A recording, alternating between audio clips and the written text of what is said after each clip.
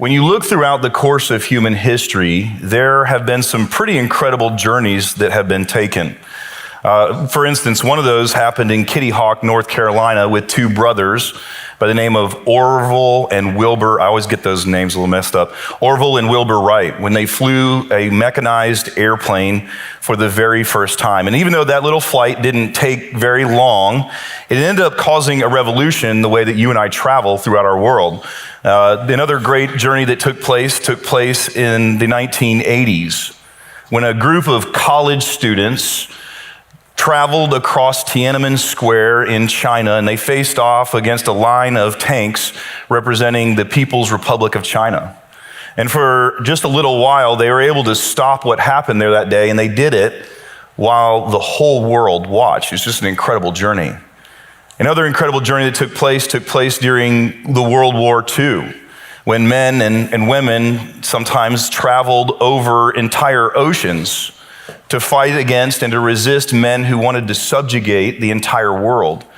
And their journey, even though many of them didn't make it back, their journey ended up ensuring that the free world remained free. Another incredible journey took place, and it's a little bit of a different type of journey, but in the 1960s when President John F. Kennedy went to Dallas, and he decided to take a trip in a black open-top Lincoln, I think, Continental, and he was assassinated.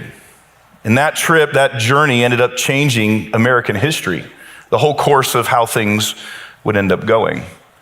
Another incredible journey, at least for me, happened in Montgomery, Alabama, when a lady by the name of Rosa Parks got on a bus, and she refused to give up her seat for a white passenger.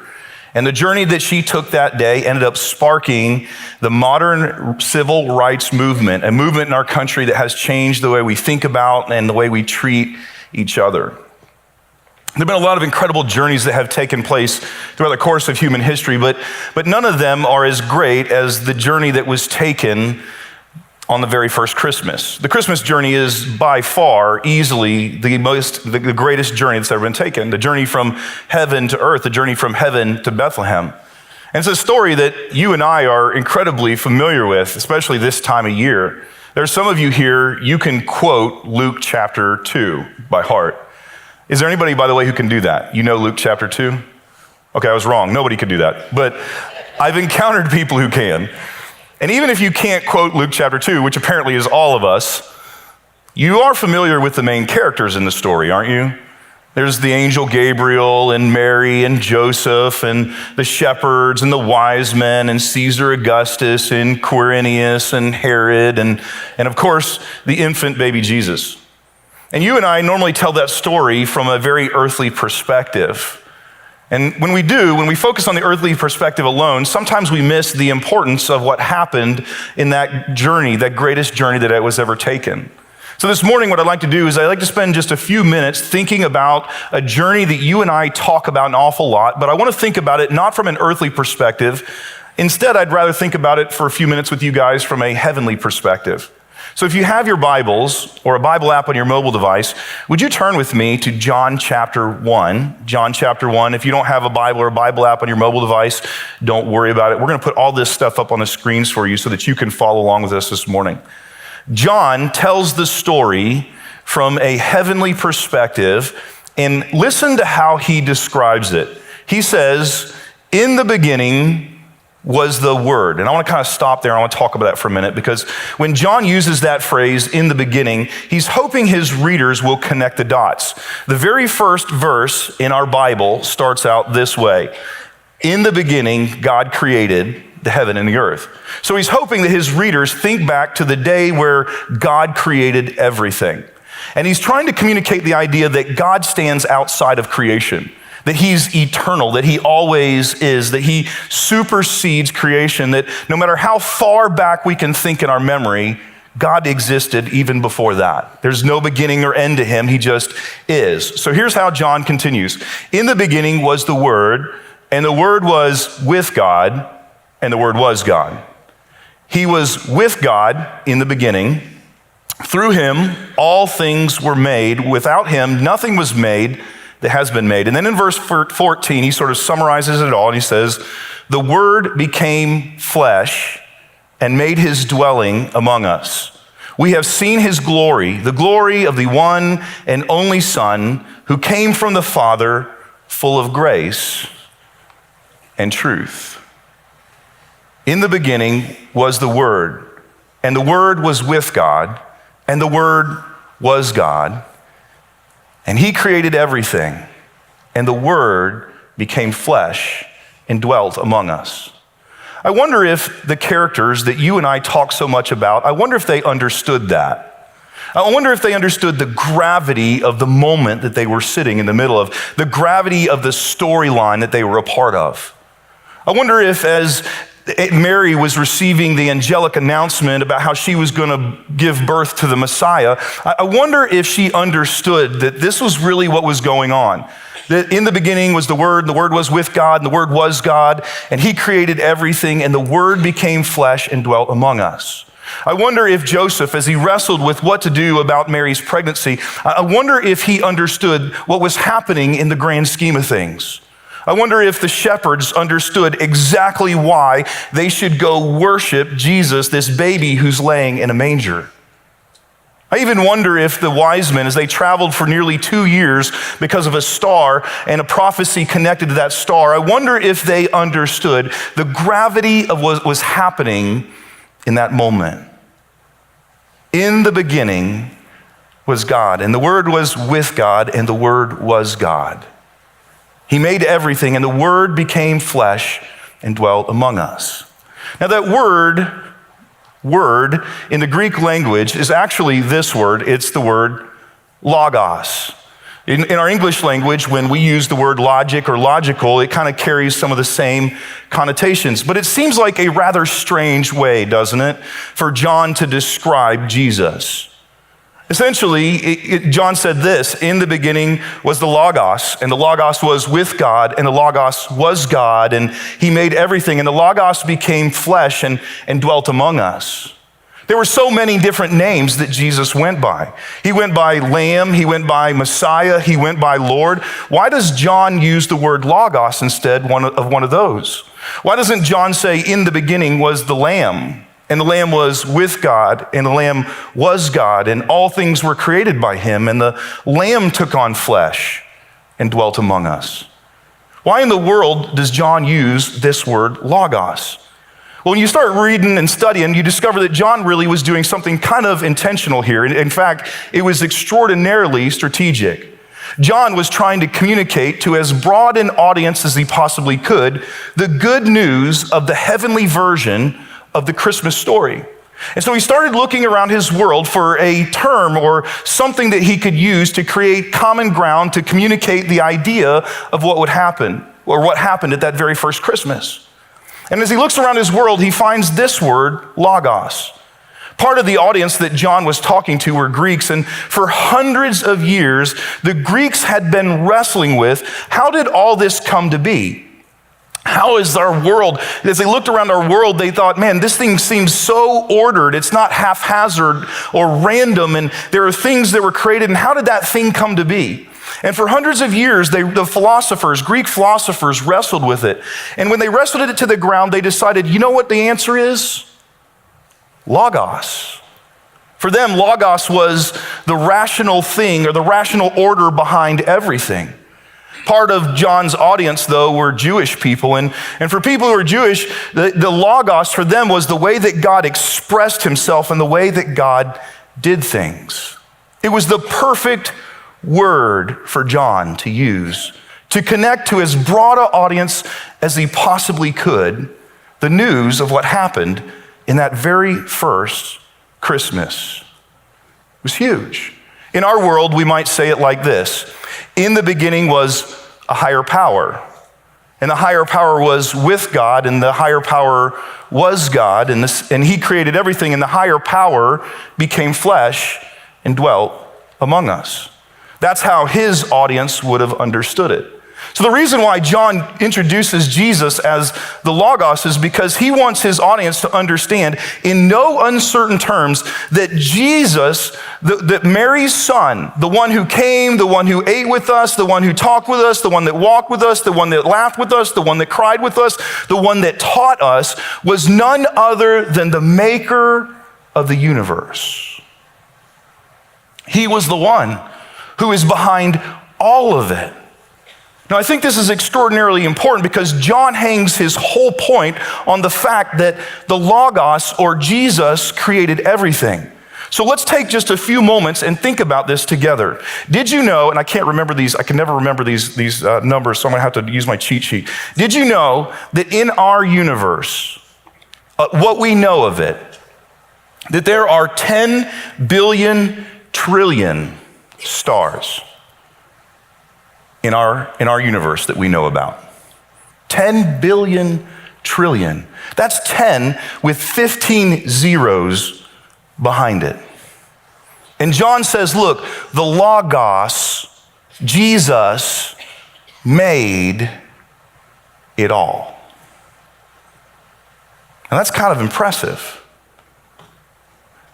In the center of our galaxy, there's a star, and it's truly, in the grand scheme of things, it's not really all that impressive of a star, but we call it the sun. And the sun, here's how the sun works. Every single minute, it produces 6 billion quadrillion calories of heat. That's 6 with 27 zeros behind it. Our sun, the puny star at the center of our galaxy, every single minute. In the beginning was the Word, and the Word was with God, and the Word was God. And He created everything. And the Word became flesh and dwelt among us. Now, this number is fairly impressive, until you realize that recently astrophysicists discovered another star 300 million light years away that shines 2 trillion times brighter and produces 2 trillion times the heat of our sun. You see, John wants to leave no ambiguity at all. You see, while Caesar Augustus was exerting his power and demanding a census be taken, the maker and designer of the stars and the galaxies was laying in a manger, helpless.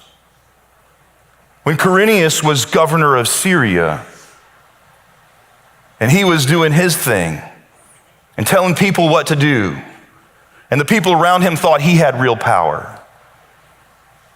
the maker of the stars had entrusted himself to a teenage girl. While Herod was doing his thing and doing his best to keep the competition at bay, the people who wanted his power and wanted his authority, the maker of the stars depended on a teenage girl to change his diapers and to feed him. There's a fancy theological term we use to describe all of this, and it's incarnation. Let me break that word down for you. That word in means, the first part of it, in means in. Tough, right? Theology is tough. And then carna, or it means it's kind of in the flesh. That's what it refers to. Carnation, incarnation. God, the maker of the stars, put on human flesh.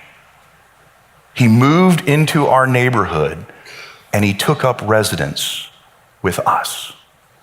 God put on skin.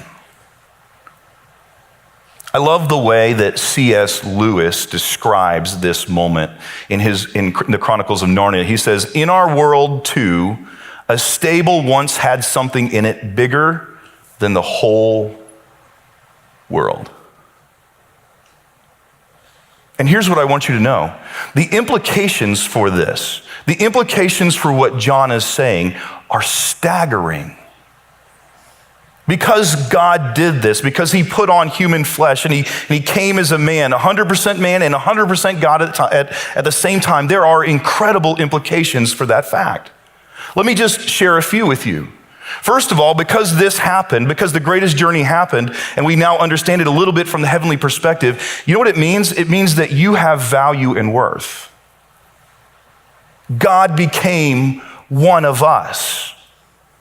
There are so many different ways he could have come. He could have come as an angel. He could have come as a lion or a tiger or a bear. Oh my. But he came as one of you and one of me. He became as one of us. And when he did, he made an enormous statement about our value and our worth to God. I don't know how you think about yourself or how you feel about yourself.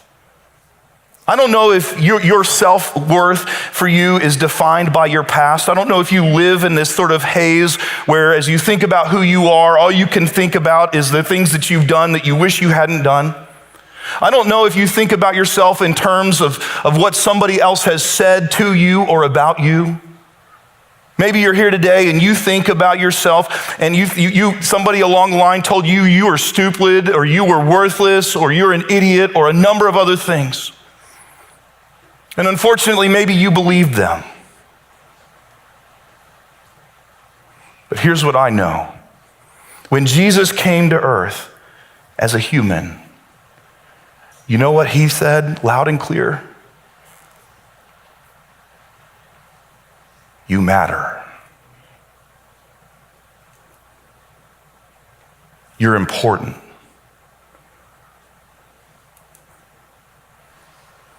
He made a huge statement about our worth when he came. But the implications don't actually stop there. There's more. When Jesus came the way that he came, he made salvation possible. You see, we had made a miserable wreck of our life with our sin. We created a debt for ourselves that we could not repay. But because Jesus came in the flesh, the Logos, the Word became flesh. He was 100% God and 100% man. And if he was only a man, here's what you need to know. He would have only been able to die for one of us. Those odds aren't really that good. But because he was 100% man, salvation became possible. 100% God, 100% man, salvation becomes possible. But there's another implication for this. And the other implication of this journey is that because in the beginning was the Word was with God, and the Word was God, and he created everything, and the Word became flesh and dwelt among us, we can know what God is like. When you and I try to communicate abstract thoughts or ideas or things in our head that are invisible, there's a number of ways that we can communicate that. We can draw, some people paint, some people create other forms of art, but the most common way that you and I express invisible thoughts and invisible ideas is through the Word, written or spoken. And it is no mistake, my friends, that John describes what happened in the Christmas story as, in the beginning was the Word, and the Word was with God, and the Word was God. And he created everything, and the Word became flesh and dwelt among us. If you want to know what God is like, just pay attention to Jesus. Just pay attention to Jesus. He is God's expression of himself to us. Occasionally, I bump into some people who have some rather interesting thoughts and ideas about what God is like. There are some people who seem to believe that God is angry, that he's just waiting for us to mess up so he can punish us. Still, I bump into other people who believe that God is sort of aloof and he's aware of us but doesn't seem to care and doesn't really want to be all that involved in our lives. And every time I bump into that thought, those type of things, I think to myself, man, have they paid attention to Jesus at all? Because that's how we know what God is. That's how we know what God is like. But there's one more implication for all of this. And it's that God understands us. I want you to think about it for a moment. 2,000 years ago, the invisible God for the maker of the stars and the galaxies and everything that we experience, the maker of it all became visible for the very first time. For the very first time in history, he became visible. He came as a fertilized egg in Mary's womb. Probably not visible to the naked eye, but visible nonetheless. And for 9 months, he grew, and then he was born. And when he was born, the maker of the universe, the designer of everything, the one who determined what the eye was and how the eye was going to work, opened his eyes, and at first his vision was blurry, like every baby. And then for a while, it cleared up and he was able to see in black and white, and then eventually he saw things in color. The maker of the universe, the designer of the cosmos, had no control over his bladder, no control over his bowels, and so he had to wear diapers. Just like you and just like me. The maker of the universe couldn't even make his hands move the way he wanted them to when he was born. It's incredible. He experienced life the same way you and I experience it. And he grows. He can't even walk at first. Then he goes through the stages just like you and I do. He realizes, wow, I can roll over. That's some pretty cool way to transport myself. And so he just figures out how to roll over. And then like every other baby, maybe he starts crawling. And maybe he does that army crawl that sometimes babies do, or maybe he has this weird thing where he throws his leg around. We don't really know. But he goes through the crawl phase, and eventually he's pulling himself up, standing next to things. And then there comes a day where he takes the very first tentative step. It's like every other baby. My wife and I have had a lot of babies in our home, and they all have that same face that very first time. You know, and they step out, and then there's the face where they realize it. Oh, and I did. And then think, boom, and he falls down. His parents cheer, Go to bed that night talking about how, Jesus took his first step. Oh, I was there, you weren't, sucker. All that sort of stuff. Jesus continues to grow. He becomes a toddler. And just like every toddler, he gets bored with his toys. Mary and Joseph buying Christmas presents was probably weird. And he didn't want the Christmas presents. He just wanted the box. He keeps growing, and he's active, and he gets bumped up, and he gets bruised up, and he gets scraped up, and he falls into things because his head gets moving faster than his body, and he slams into things, and he gets a big knot on his head, and Mary takes him out in public, and all the other mothers judge her, and she's like, look, I just turned my back for just a minute. I don't know what happened. Jesus keeps growing, and he gets to the junior high phase, which is the worst phase of life ever. All of a sudden, he has this body odor he didn't have before, and his voice is changing, and hormones are raging, and things are going crazy. And he survives the junior high years, and then he becomes a junior apprentice to his father, the carpenter. And like every carpenter, he gets splinters, and one day he's there banging some nails, and his aim isn't quite what he would have preferred it to be. And he hits his thumb. And he immediately drops to his knees and thanks God for the blessing. No, that's not what he does. He screams out, like you and me. In my younger adult years, I occasionally would hear of people who would have house fire. And when I did, I would think to myself, man, that's sad. I hate that happened to them. And I would sympathize with them. And then 4 years ago, I had a house fire. Through a series of unfortunate events, a fire was started in my home on one end, and it quickly consumed my house from one side to the other. About 4 hours after it was started, the firefighters left. And I officially knew what it was like to have a house fire. This past year, there were a couple families in our church whose houses caught fire, and there was significant damage that was done. And I no longer merely felt bad for them. I understood them. I knew what it was like I know what it's like to be them. I know what it's like to have things that have sentimental value that you lost and they can never be replaced. I know what it's like to wake up the next day and feel overwhelmed, trying to figure out how do you go forward now. I know what it's like to fight an insurance company for a year and a half to get the money I need to rebuild my family's life. I also know what it's like to wake up the next day with no shoes. So when I hear about it now, I don't just sympathize, I feel it for them. And what I'm trying to tell you about this journey that Jesus took, one of the big implications is that he doesn't just sympathize with us, he empathizes. He knows what it's like to go through what we go through. There's not a single thing that you'll go through in this life that Jesus hasn't experienced. He knows what it's like to be hungry. He knows what it's like to be thirsty. He knows what it's like to be bone weary, tired. He knows what it's like to be gossiped about and slandered. He knows what it's like to be abandoned by the people who should be standing by him through thick and thin. He knows what it's like to feel like your prayers aren't being heard. He knows what it feels like to feel like God has abandoned you. On the cross, he cried out, my God, why have you forsaken me?"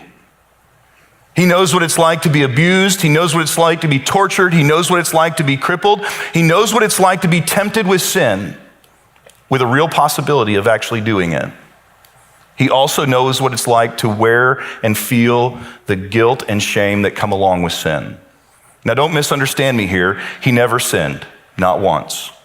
But when he died on the cross for your sins and for mine, the Bible teaches that he took on the guilt and the shame of the sin of the whole world. So if you're here today and you feel shame over what you've done, he knows what that's like. There's nothing that you and I can go through that he doesn't relate to, that he doesn't understand. And that's important because no matter where you are today, no matter what you're going through, you're not alone. Because there was a journey where the Word became flesh and dwelt among us. And when something breaks your heart, God understands that. And when something brings you joy, he understands that too. There was someone who, and I don't know who it was, who once kind of captured the big idea of what John's trying to communicate here in John chapter 1. And here's what they said. The Word did not become a philosophy, excuse me, to be discussed.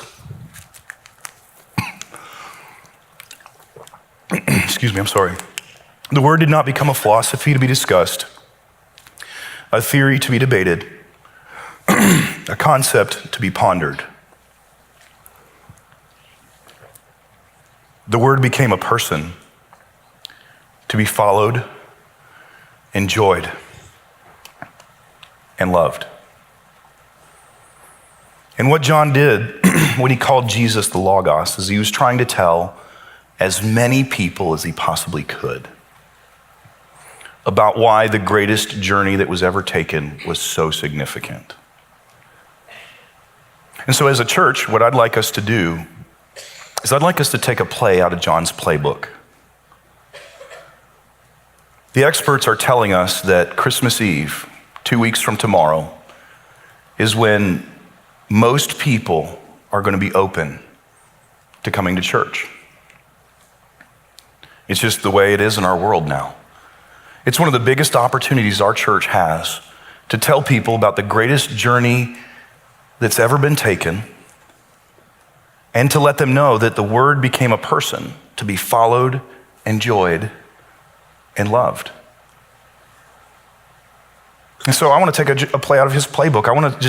Why don't we just do this? We're designing a Christmas Eve service with people in mind who don't understand that. Exclusively for people in mind who don't understand that. And as a church, what I'd like us to do is let's partner together. As a church family, let's just come together. And there's two things that all of us can do. The first one is invite somebody. Just find somebody and bring them. It's not going to be a hard ask. They're probably already thinking about going to church anyway. Just make the ask and bring them. Can you imagine what it would be like if we filled this room with people who've not yet understood the implications of it all? People who need to know that God feels like they have worth. People that need to know that if they want to know what God's like, they can look to Jesus. People who need to know that no matter what they go through, God gets it. People who need to know that because he came, salvation is available. So invite somebody.